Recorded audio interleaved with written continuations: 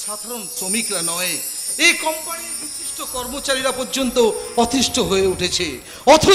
অথচ ড্যাডির কাছে তিনি প্রিয় পাত্র, স্নেহভাজন এবং প্রিয়জন।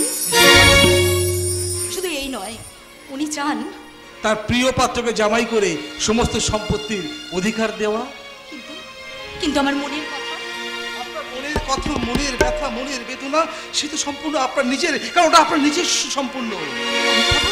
হয়তো অপ্রাসঙ্গিক কোনো কথা বললাম, তার জন্য আমি ক্ষমা চাইছি। যাকে কেমন দেখলেন বলুন? আমার এই সমস্ত শ্রমিকদেরকে জীবনযাত্রা দেখলেন, কেমন লাগলো, কি বুঝলেন বলুন? যা দেখলাম, যা বুঝলাম, তাতে আমি ভীষণ মর্মাহত। তবে তার থেকে বেশি আমি বেশি মর্মাহত কিসে জানেন? কিসে?